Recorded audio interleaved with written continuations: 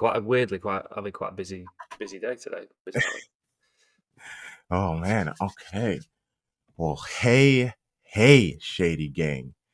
We got a special episode for you. You know, um, if you're just watching on, let's get all the formalities out of the way. If you're watching on YouTube, hit that thumbs up, like the video, subscribe to the channel. If you're one of the people who prefer the audio only experience and you're listening on Spotify, Apple Podcasts, Good Pods, any of those podcasting apps, rate and review the episode 5 stars and some nice words. I appreciate that. If you're feeling wild, share and tag us on social media. Today's guest is a Northern football reporter for the Daily Mail. We met in North Carolina. I was obnoxious, bumped into his conversation, and with textbook English charm, he handled the situation cool and calm. So big ups to you. Shady King, give it up for Jack Gaughan. How's it going, friend? I think I was the obnoxious one, to be fair, not you. So, Honestly, well, who is this guy asking for a drink just randomly? exactly. That's obnoxious for me. I just heard that you just went, can I get anybody else? And I know it was very obvious you were talking to the two people next to you. And I just was like, me, please. Did I get you one? I can't remember. You said yes, but I wasn't going to hold you to it. Right, okay. So like big ups to you. That's why I said you were like, yeah, sure, guy. Oh man. But yeah, I'm excited to just chat very simple ball, but also get to know you a little bit as a journalist, get into the mind of the experience of you guys. This is maybe a puff piece. This is like a pro media type of video. Well, it might be quite short because there's not much going on up there, to be honest. But Well, let's start here though. This is I started asking this in the summer when we were doing content season, but I quite like the array of answers that I've gotten. So we'll start with overrated. But what's one overrated thing about football? It could be the sport, the culture, fandom, rules, a general opinion, etc. for me, it's probably not a great thing to say on a Man City podcast, but the most overrated thing about football, particularly in England, is the Premier League. Yeah. As a product, and I know obviously it's absolutely massive in America, and people watch it at all hours of the morning and things like that. But for me, it's can be quite stale. I'm very fortunate that I go and watch City 9 weekends out of 10. So go and watch the most amazing football the country can offer. But if you were to go to sort of teams mid-table, both playing each other on a Saturday afternoon at 3:00, and you're watching teams that are attempting to copy Guardiola's style, for example, it just looks like two cats scrapping in an alleyway. Really, it's not a good watch. And I'm a supporter of a lower league team, and it's actually a completely different sport in the lower league. It's which I hope remains, but everyone's trying to play the same style of football, and what I'm alluding to is if you're playing that style of football with players that maybe aren't quite as good as the very best, then the product diminishes. So I think the Premier League has got a lot to answer for in that respect. Yeah, I'm with you. I don't understand why we're putting these players in these styles and circumstances. It does no one good. It makes the players look bad. It makes the managers look bad.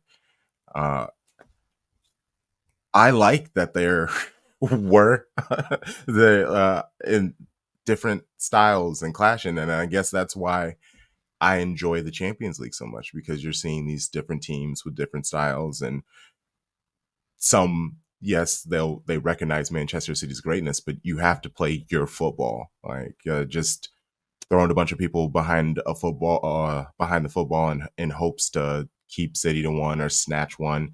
It's no fun for anyone, and definitely not the players. Like I just couldn't imagine having to know for 90 minutes you're about to this is supposed to be your opportunity at greatness to like take down Goliath. and your manager is telling you to just like stand back and hope that you perfect the one chance you get. I don't know. It's just mentally, it's not great for confidence. Yeah, yeah. It's unfortunate. But And I think that, I mean, that's one thing, and I completely understand that because we'll go to the Etihad quite a lot, and we'll see teams sit with 11 men behind the ball of and try course, and hit on the break. I sort of that does frustrate people there, me included, particularly when some of the top teams do it. yeah, Um, but I was more meaning like if you're watching two teams in mid table playing each other, yes, and they're like just passing it around the back without any purpose, hmm and I'm thinking like if people from abroad are watching this, and this is supposed to be the best footballing product that the world has to offer, like we're watching no excitement here because yes, they don't. They might be able to progress the ball a little bit, but they don't. They then don't know how to move it quickly enough to play in a way that City play. But they've been asked to do that, that's which fair. just makes it, quite a lot of the games quite boring. Um, what is the lower league that you support, if I may ask? I'm a Blackpool fan, so Blackpool. we had one season in the Premier League a long time ago, Yes. which was very very fun, and then have tootled back to obscurity where we belong. So I live in Middle America. In Iowa, we don't have a professional team. We have a college team that is like so. Uh, so the idea of like a lower tier team supporting a lower tier team that technically fits everything that I've experienced growing up. Uh, when I eventually get to England, I would like to stay as long as possible to experience as many tiers of football as I can on the men's and the women's side because we cover Man City women as well. And I grew up playing rugby, so I want to try to experience as much rugby as possible. Second row, number 8, yeah, to us people. So center of attention. yes, and I enjoyed it.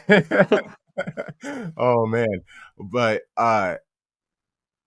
I first heard of City just as a kid playing FIFA in 2002, and that was when they were in the second tier.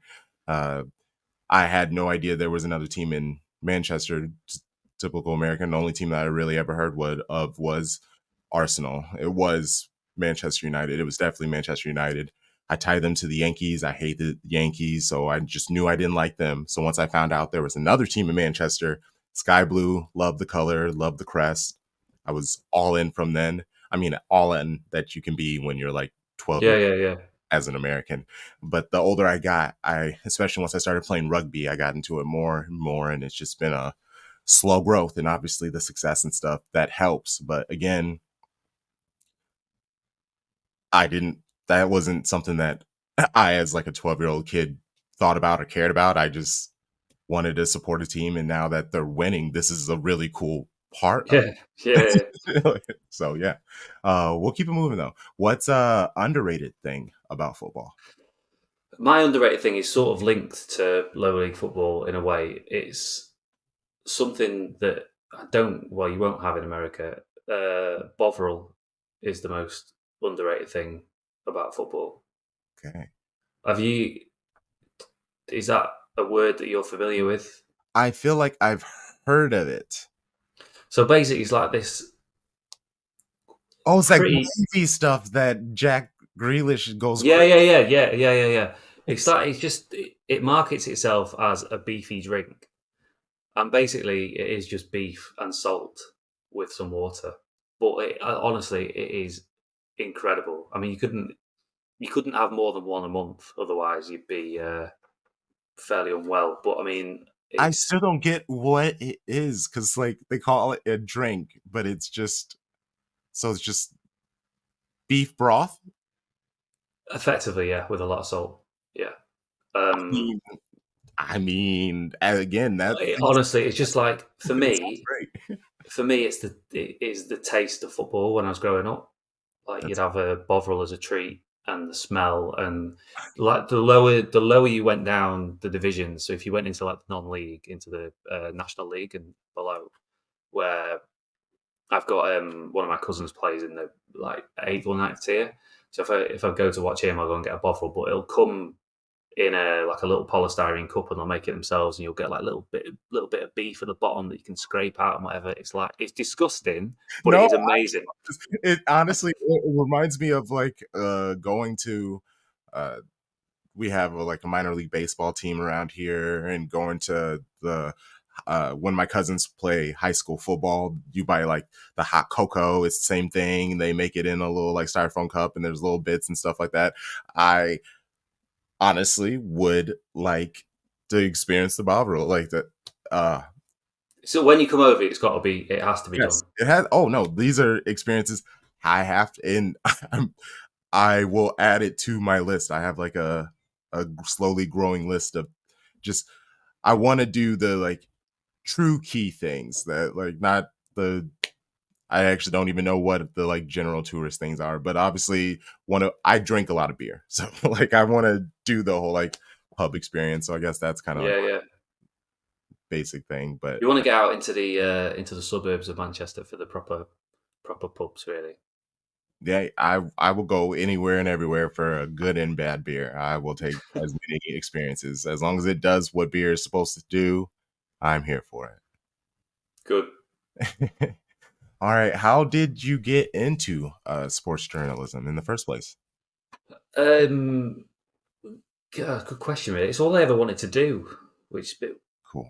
bit weird, really. I sort of I wasn't a very good sportsman. I was okay at cricket, but never good enough. Would never have been good enough to sort of play professionally.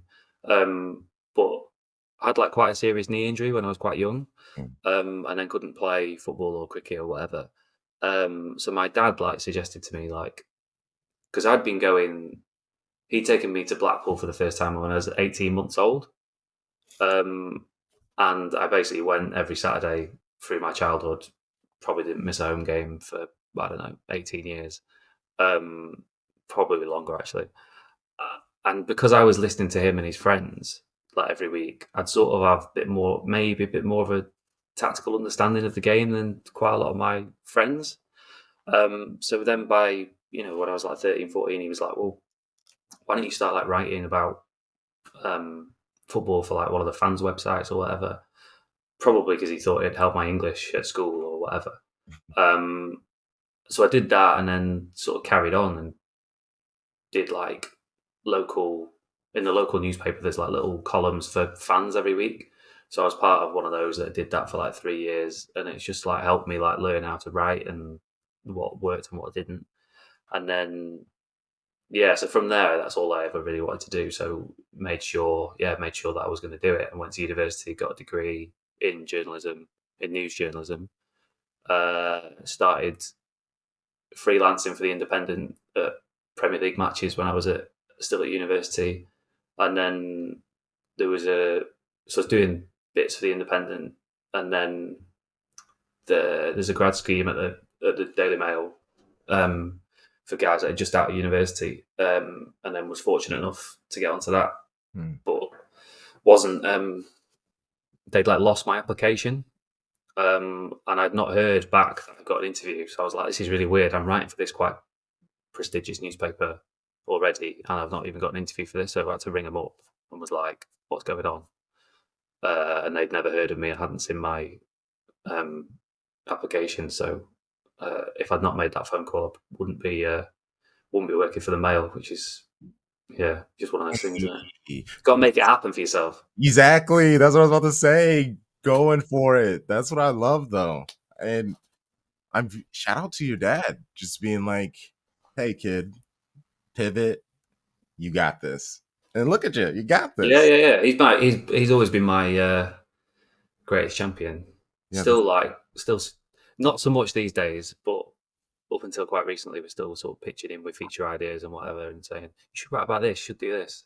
Which, as I've grown older, I've gone, no, I don't think so. But thanks for the help. hey, he's learned that you got this now. So that's good. That's Yeah, good. it's eased off. Yeah. uh here's a hard hitting question.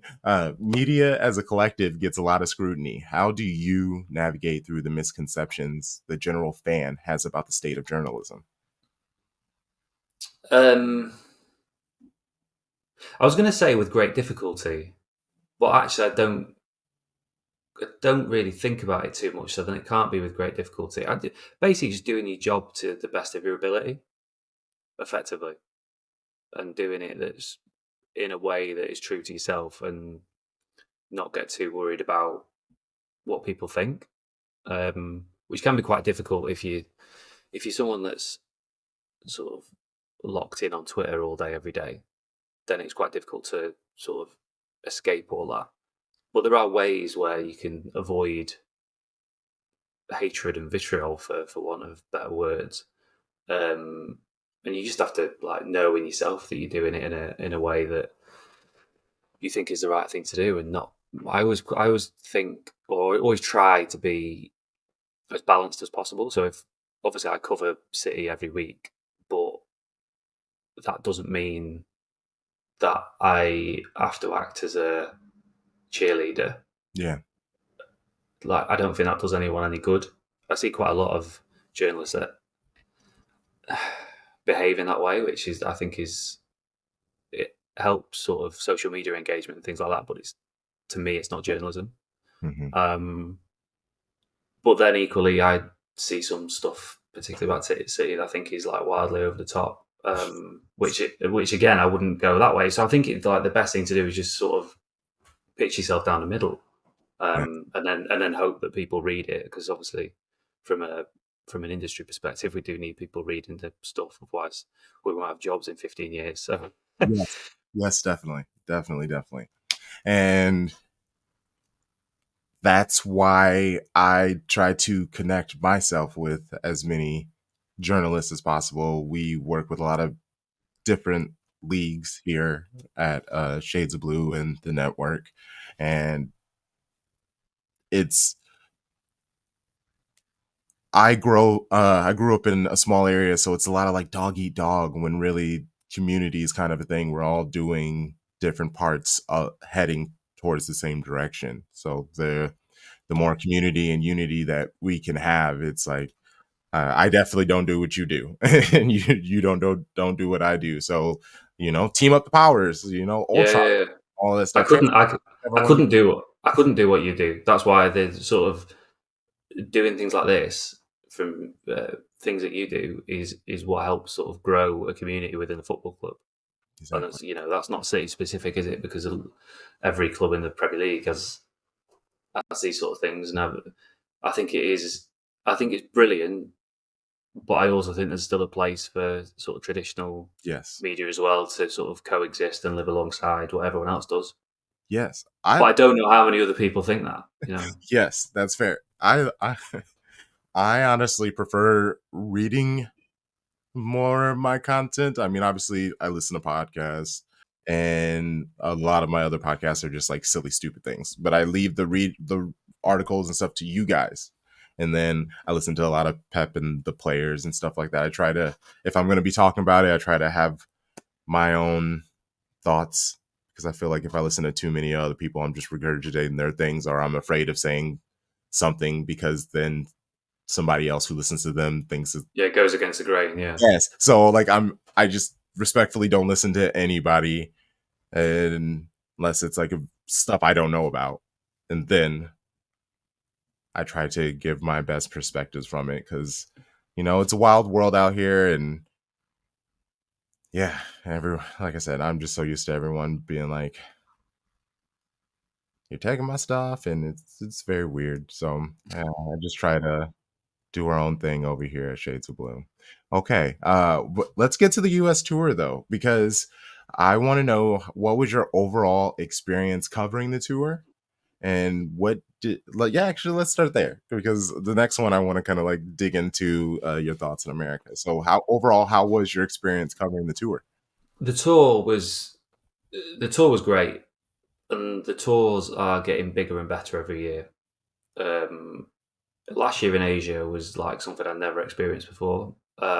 Just the amount of supporters there, queuing for miles for merchandise, thousands and thousands of people going in for the open training sessions. Which, funnily enough, the open training sessions we get chucked out after 15 minutes, but the fans, are allowed to stay in, which I always find like really funny. But America was like a natural progression from Asia. I mean, numbers wise, it wasn't as big as Asia, but it was never going to be. Yeah. But from a growth perspective, from in America this year compared to 2 years ago, which was Houston and Wisconsin, which you know they had massive crowds for those two games 2 years ago.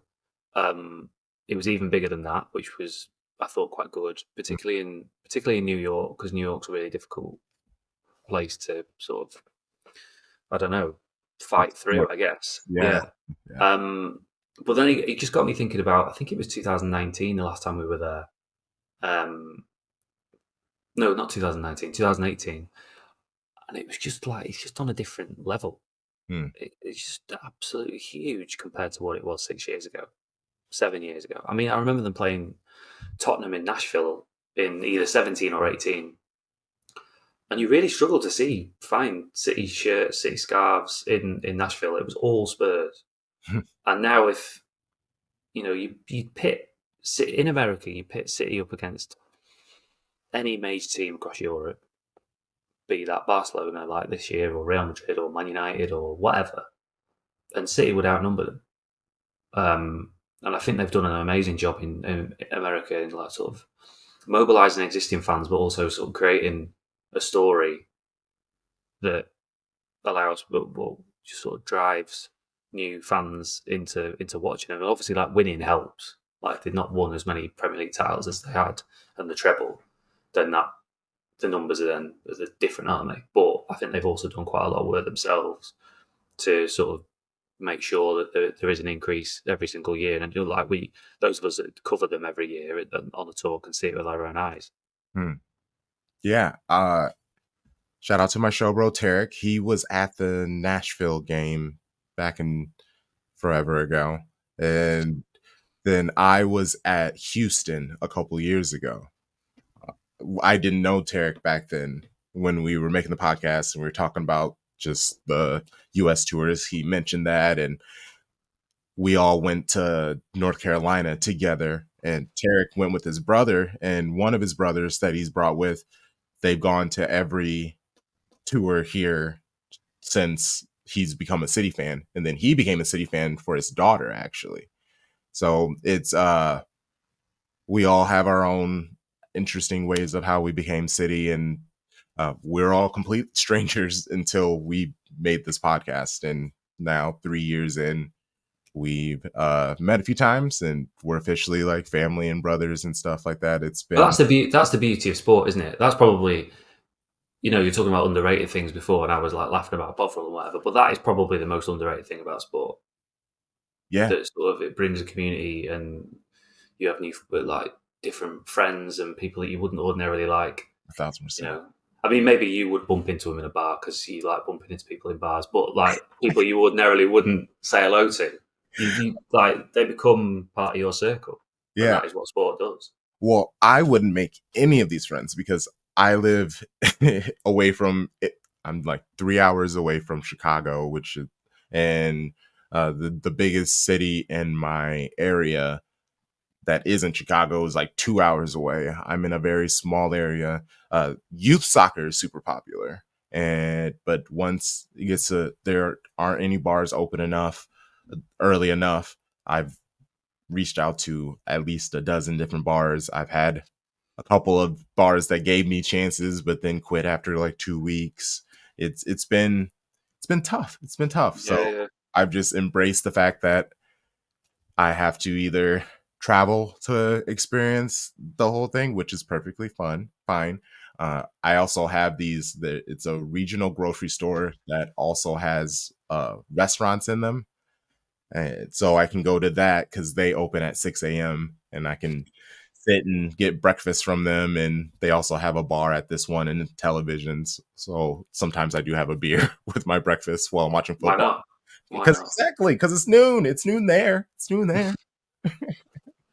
But that's how. But and that's the thing, though, isn't it? Is like supporting a football club can be done remotely. Obviously, it can be done remotely, but it's also like you can. I know fans of other clubs that most of their sort of interaction is online, Yeah. but people that are online are still people. It's not, you get quite a lot of people in England that are sniffy of foreign fans, and it's something that English culture is struggling to shift, that sort of idea. Hmm. That if you're not there paying for a ticket, then you don't have a right to have an opinion on what's going on at whatever club it is, which is just because it's fundamentally that's wrong, isn't it? Because you go to a bar, however far away it is from where you live, at 6 in the morning to go and watch. That's more of a sacrifice than someone in Ancoats in town rolling out of bed at midday for a 12:30 kickoff at City. You know what I mean? No, I that if listeners know, I'm trying not to be too abrasive for listeners listening for the first time to check this out. But if people know me, that is specifically what I verbatim. That is what I say. I am very. I thought it was weird that you asked me to read off a sheet beforehand, but I learnt it. So It worked, baby. Yeah, I'm actually a very bombastic personality normally, and some of it I ham it up for the camera, but I am real big on like mentality, and I try to tell City fans that we kind of need to embrace the fact that people see us as the bad guys, the sky blue evil empire. So it's like, it is what it is. Sometimes, are we those people? Of course not. We're humans, we're individuals, we just like a club. But for mentality to be able to deflect all the hate that you're going to get, sometimes you just gotta embrace that heel. I'm also like a wrestling fan, so sometimes you got to be the bad guy, and it just beats like that. Who is the Manchester City player that you enjoy talking to the most? Like, I'm not sure how many opportunities you get at that, but it could just even be at like press events. yeah, we get a few opportunities, usually with the same players. But depends on what sort of mood they're in. You get them all tip top, definitely want to do it. Then Kevin De Bruyne is your man, just because he's a little sort of a bit similar personality wise to me. He's quite dry, so you can have it's a bit of a challenge with him sometimes, which is quite fun. Yeah. So I enjoy that. We've not really spoken to Haaland that much. We've done a couple of press conferences. Yeah, we've not done that much after games. He does because he's done loads and loads of TV after Mm-hmm. matches. Like you'd have seen him after the game on Saturday after the hat trick, and he does the telly, and people think he does loads and loads, but he doesn't really do the newspapers because in England they're not contractually obliged to do the newspaper because obviously we don't pay to be there, so they don't have to do us. So whenever if a player stops for us after a match, then it's sort of a bonus. I mean, it shouldn't be a bonus, but it's now got to a situation whereby that's what it feels like. Yeah. We did. I was talking about this last week on the Blue Moon podcast. Is that we did Gundogan after after the Ipswich game, his first game back, and it was like, yeah, I remember you used to talk to us quite a lot, and we did miss you last year because no one filled that void of you coming over and saying hello and whatever. I was like, it feels like old times, Wow. which is quite nice. And then there's a few of them. Rodri's a really really good talker. Like says what he means and doesn't really care Yeah. who pisses off, which I respect massively. I mean, if you're that good, then you can do that, can't you? In a way that De Bruyne does that. Yes. Yeah, there's a few of them that are good. There's a few of them we've never spoken to ever. Some of whom have been there 7, 8 years, but they hide behind translators and not being able to talk English when they can. I'm picking up what you're putting down. Oh man. Well, and along those lines, Pep, I love watching the pressers that they release. That in the embargo, obviously the embargo is a little more fun, but he's strict. It's interesting you've noticed that. Oh yeah, no, I noticed that along Yeah.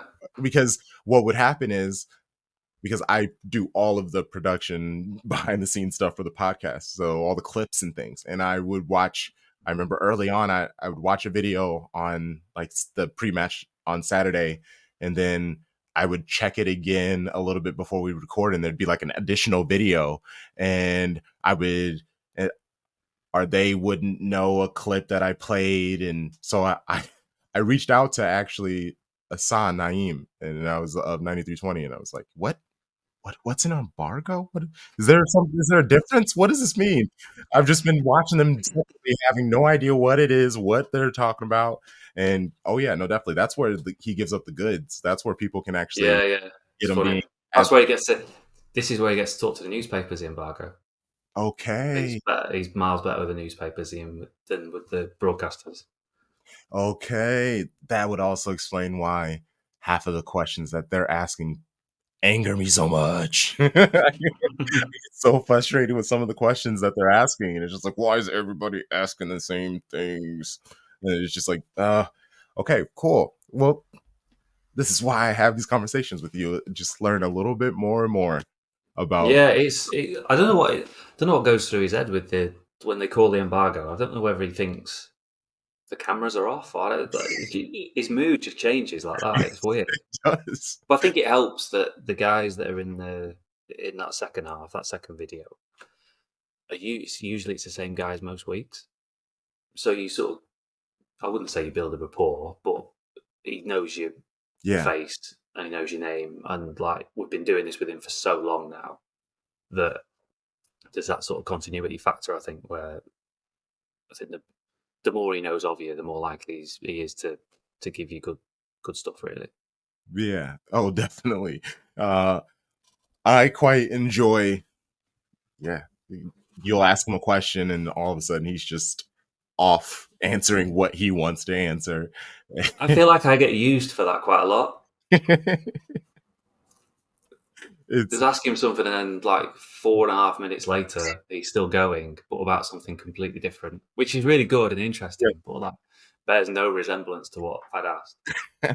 hey, I definitely have used plenty of your pep clips of pep talking, yeah, from you. So like shout out to you. And this is a great spot. Hey, as a reporter, do you have any questions for me or the US football fandom over here? Yeah, I'm quite interested to know how connected you feel to the club itself. Two things really: the club itself, but also English football. And I know those are two slightly different things, aren't they? I suppose. Yeah. I'll start with English football. I I mean, obviously there's a giant pyramid. So I guess how well do I feel connected to the pyramid? Probably not the best, but I do feel like I'm more connected to it than the general fan because my biggest thing at New York and North Carolina was how quiet everybody was. I was up. I know, I understand it's a preseason, but if there's a misplaced ball, I'm yelling about it. I'm like, I'm going at it. I'm trying to like chant.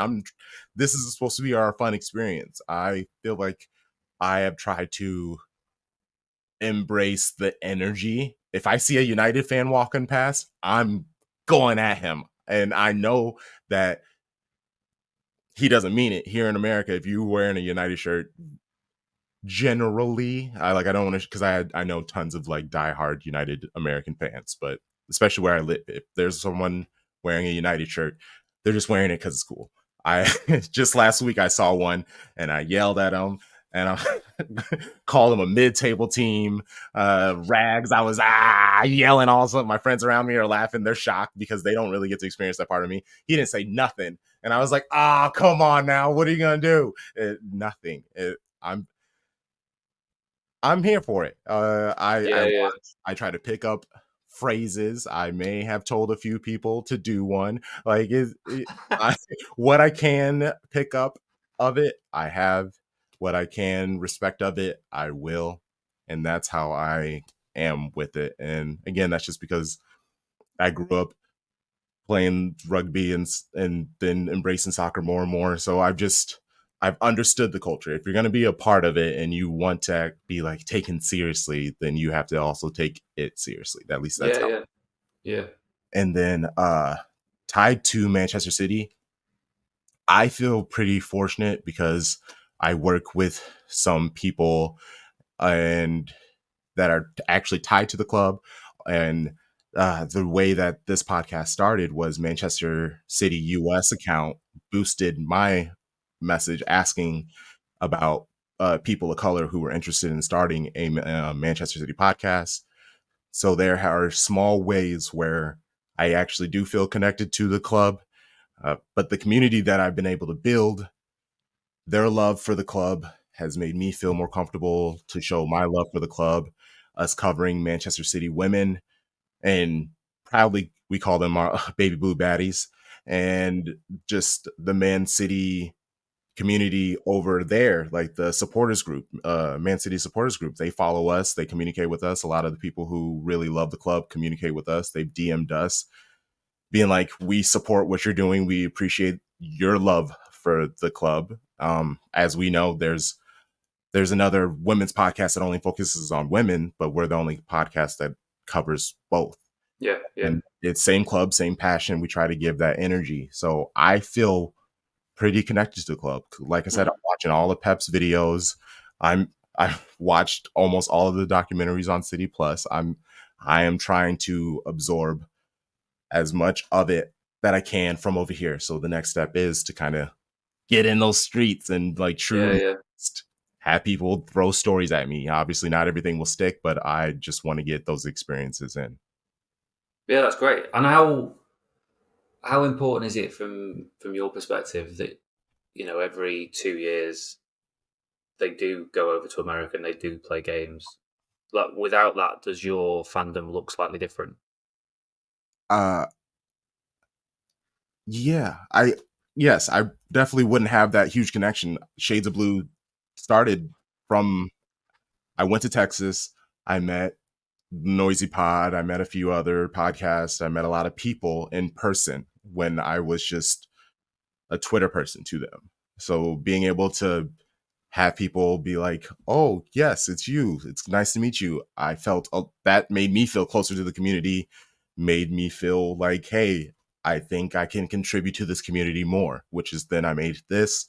And yeah, even more love after this last tour. Now I've met you who, you cover just Northern football, but you heavily cover the club that I love. So it's to be in this circumstance and situation, it's all crazy happenstance in the first place. So I'm just